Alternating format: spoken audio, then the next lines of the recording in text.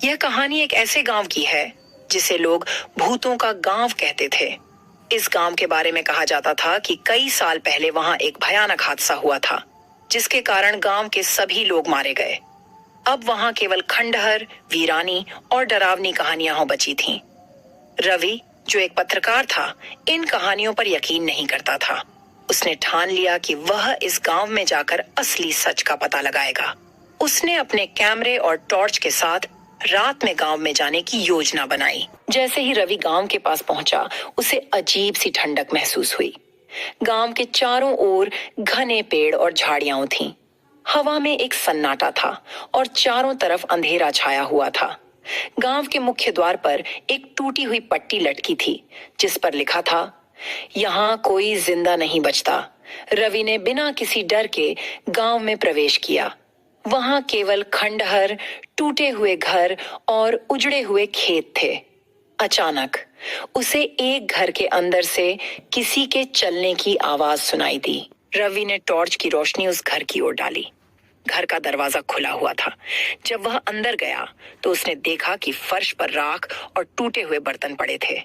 तभी उसे पीछे से किसी के हंसने की आवाज सुनाई दी। उसने मुड़कर देखा, लेकिन वहां कोई नहीं था। तभी एक खिड़की के पास उसे एक सफेद साया दिखा।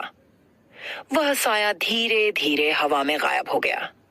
रवि का दिल तेजी से धड़कने लगा, लेकिन उसने खुद को शांत किया। जैसे जैसे रात बढ़ती गई, गांव में अजीब घटनाएं होने लगीं। एक घर के पास उसे एक बच्चे की रोने की आवाज सुनाई दी। जब उसने वहां जाकर देखा तो एक छोटी बच्ची खड़ी थी। वह कह रही थी, मुझे बचा लो। रवि ने उससे पूछा, तुम यहाँ क्या कर रही हो? बच्ची ने जवाब नहीं दिया, लेकिन उसके चेहरे पर डर साफ झलक रहा था। अचानक बच्ची गायब हो गई और रवि के चारों तरफ सायों का घेरा बन गया। वह घबराकर भागने की कोशिश करने लगा। भागते हुए रवि एक बड़े पेड़ के पास पहुंचा, जहां उसे कुछ लोग खड़े दिखाई दिए। वे पुराने कपड़े पहने हुए थे और उनके चेहरे धुंधले थे। उनमें से एक ने कहा, तुमने हमारी शांति भंग की है, अब तुम यहाँ से नहीं जा सकते। रवि ने डरते हुए पूछा, तुम कौन हो और यह गांव ऐसा क्यों है? उन्होंने बताया कि कई साल पहले गांव में एक महामारी फैल गई थी। गांव के बाहरी लोगों ने डर के कारण गांव को आग लगा दी और कोई भी जिंदा नहीं बचा। उनकी आत्माएं अब तक वहीं भटक रही हैं, न्याय की तलाश में। रवि ने उनसे विनती की, मुझे यहाँ से जाने दो।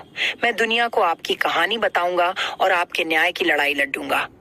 आत्माओं ने उसे चेतावनी दी, अगर तुमने अपना वादा तोड़ा तो हम तुम्हें ढूंढ लेंगे। रवि ने जैसे तैसे गांव से भागने का रास्ता ढूंढा। जब वह मुख्य द्वार के पास पहुंचा तो उसे लगा कि कोई उसका पीछा कर रहा है। उसने पूरी ताकत से दौड़ लगाई और सूरज की पहली किरण के साथ गांव से बाहर निकल गया। लेकिन कहते हैं, अगर कोई रात में उस गांव में जाता है तो अब भी उसे आत्माओं की मौजूदगी का एहसास होता है। रवि ने फिर कभी ऐसी जगह जाने की हिम्मत नहीं की।